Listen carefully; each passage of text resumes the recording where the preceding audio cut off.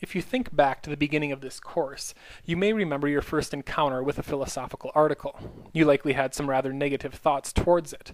Indeed, you probably thought something like, I don't think these ideas make any sense whatsoever, or perhaps, I really think this guy might just be crazy. Or perhaps you even thought, that's it, I'm dropping this class.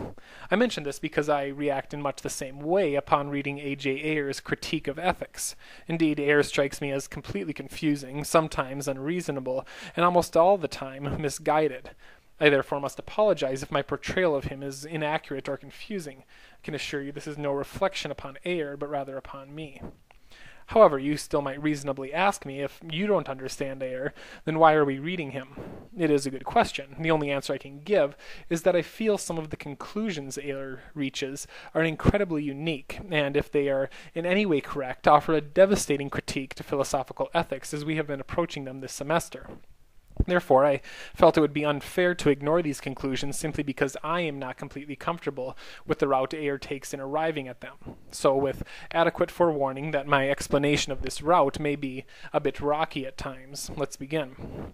Ayer's critique of ethics begins with the observation that in order for a claim to have meaning, the claim must be provable. Now, in some ways, this is a really radical observation, but in others, it's actually pretty straightforward. Indeed, it seems obvious that the claim 2 plus 2 equals 4 means something because we can prove it. We can, for instance, put 2 apples next to another 2 apples and show that they add up to 4 apples, therefore establishing the meaning of the claim 2 plus 2 equals 4. Similarly, the claim apples are a solid means something because we can prove it. Indeed, as long as we know that a solid is something resistant to changes in shape and volume, we can prove that an apple is indeed a solid, thus establishing the meaning of the claim apples are solid. The thing is, Ayer continues, ethical claims are not provable in this way.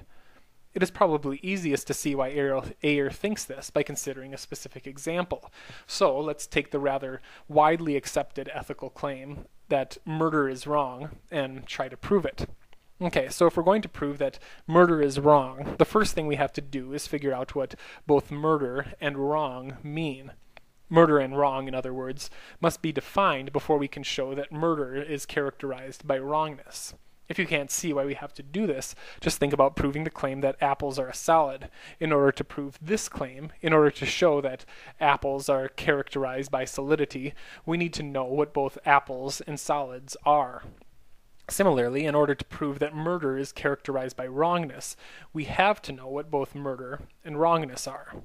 Well, murder on the one hand is pretty easy to define. I looked up the definition in the dictionary and was pretty pleased with murder being defined as the intentional and unlawful killing of one person by another.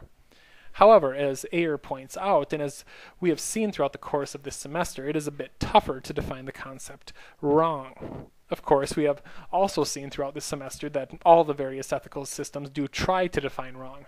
Utilitarianism, for instance, proposes that wrong simply means decreasing happiness. Kantianism, on the other hand, argues that calling something wrong is saying that it is an action that can't be done by everyone at all places and at all times. Hume finally suggests that wrong expresses our disgust at something and thus means something close to, I don't like it.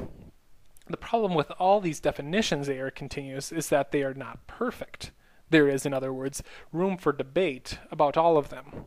We could object, for instance, to utilitarianism's claim that wrong means decreasing happiness by pointing out that some things seem right, even though they decrease happiness. It seems right, for instance, to be honest with our friends, even though doing so will, at some times, decrease overall happiness in the world.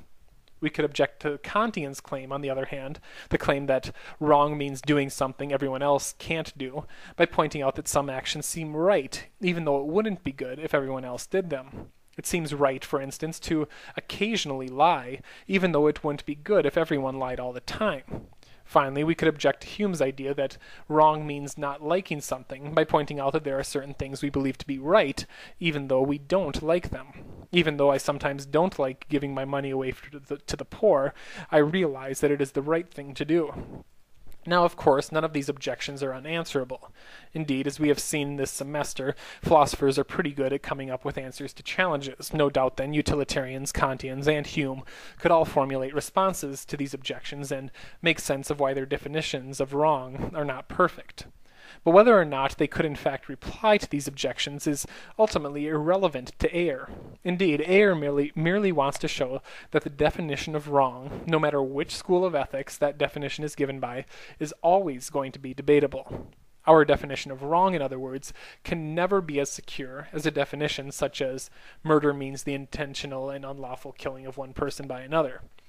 What Ayer wants us to see, in short, is that we do not and cannot know precisely what it means for something to be wrong.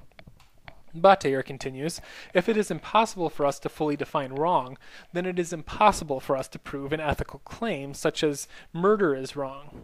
If you're still having trouble seeing why this is so, just imagine trying to prove that apples are solid without knowing precisely what is meant by solid. It would be an impossible task. This, then, is why Ayer is convinced that it is impossible to prove ethical claims. Indeed, in order to prove ethical claims, we would have to have definitions of key ethical terms like right and wrong, definitions that we do not and cannot have. Therefore, concludes Ayer, since ethical claims are impossible to prove, then, according to his initial observation that in order for a claim to have meaning, the claim must be provable, ethical claims are meaningless. Okay, so let's assume that we have agreed with Ayer's argument up until this point, and thus accepted that ethical claims are meaningless. What then, we must ask, do we make of them? Or why then, we must ask, do we make them? Indeed, if claims concerning right and wrong and good and bad are ultimately meaningless, why are we making them all the time? Ayer's proposed answer to this question is that while ethical claims do not have meaning, we can still use them as a way of emotionally reacting to the things we encounter in ourselves and in the world. This, then, is why we make ethical claims, but still doesn't really help us understand what we are saying when we make them, what we are saying, in other words, when we say something like murder is wrong. In order to thus determine what we are saying when we say things like murder is wrong, insofar as this claim is nothing more than an emotional reaction, it will perhaps be helpful to first determine what we are not saying.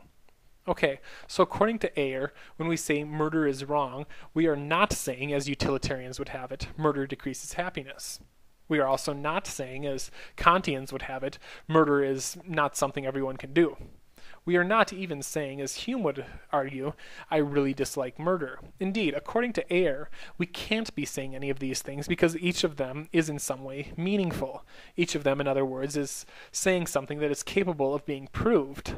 But as we have seen, for Ayer, ethical claims are not meaningful. They are completely meaningless emotional reactions. Therefore, when we claim murder is wrong, all we are saying, according to Ayer, all we are doing is reacting to murder in a disapproving way. All we are thus saying is something like murder, boo. So then, according to Ayer, ethical claims are not really claims at all. They do not tell us anything about the world or ourselves that is in any way provable.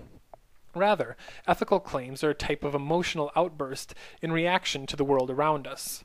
They are thus similar to other emotional outbursts, such as crying, laughing, or turning red in the face. As such, Ayer, since he reduces ethics to emotions, is appropriately called an emotivist. So what if Ayer is correct? If he is correct, then ethics can no longer be approached by philosophy. Indeed, if philosophy is concerned with determining the truth or falsehoods of claims about the world.